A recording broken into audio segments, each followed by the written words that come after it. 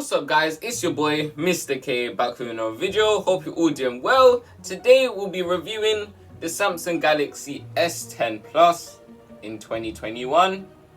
But before we get to the main video, I'd just like to say like and subscribe, support the channel if you want to see more tech content. And yeah, let's get on with the videos. Starting off with the price of this device, you can generally buy it for about £340 to £500. It generally rotates around this price range and you would rarely ever see it lower or higher than this. The specs of this device, it has 12 hours and 30 minutes of actual battery life. That's pretty good for any device, to be honest, but Samsung is generally known for their good battery life. It has the normal charging time of this device is 80% in about 35 minutes, but you can speed this up by 5 minutes if you purchase a fast charger, which is about £20 to £15. Also, it has a super cool feature where you can power share, and what I've just learned is that it's not exclusively for actual Samsungs. You can use it for any phone that's able to wirelessly charge. But if it can do this, it obviously has wireless charging also. The next spec is the fact that it has HDR. This is usually on high-end TVs and monitors, but this phone has it. So this just already shows how great the quality is without even turning on the phone. It has an in-display fingerprint scanner, so you just pop your finger on where you're meant to put it and it'll open the phone. It also has Face ID like anything else, but I feel like the in-display fingerprint scanner is a little bit cooler. They probably did this to just reduce the edge size of the device, so they didn't need to put a home button. And pretty much the final spec is the fact that it has multiple cameras for the rear camera display, and each of them do different things, but it all combines into one photo when you take it. But now let's get into the nitty-gritty, the pros, cons, and then my overall conclusion. But let's get going. The first positive is the fact that it has a massive display, a whopping 6.4 inches from the bottom left to the top right. It seems to have a edgeless display with curved edges around each corner.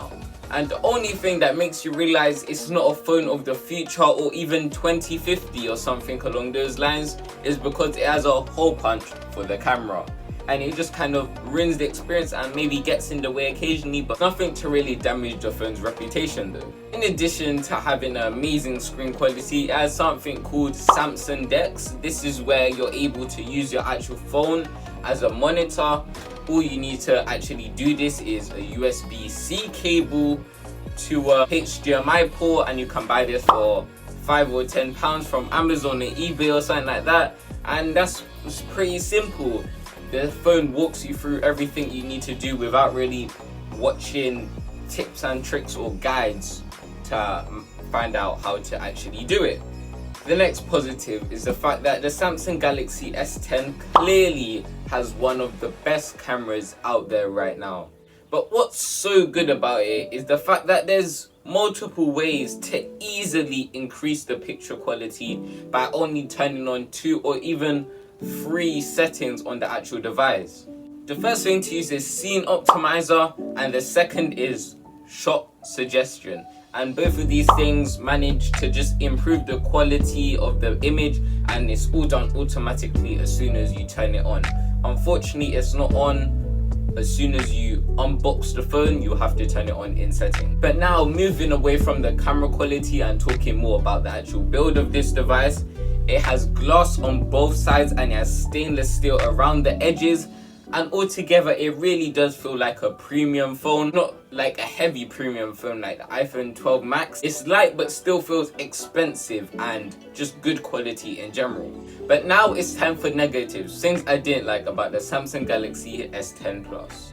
The battery life is decent, just like all Samsung devices, but battery life is not special in comparison to all other new Samsung devices, such as the Samsung Galaxy S21 Ultra with 14 hours of battery life. While consistently using it on games or just casual use, it kind of stays the same with the battery life, and it's kind of cool. But not to say this battery life is bad, but Samsung has done better on other phones. The next negative is the fact that the in-display fingerprint scanner is sometimes finicky, and sometimes you're not able to actually find it in the dark, or sometimes you just press the button and it just doesn't work.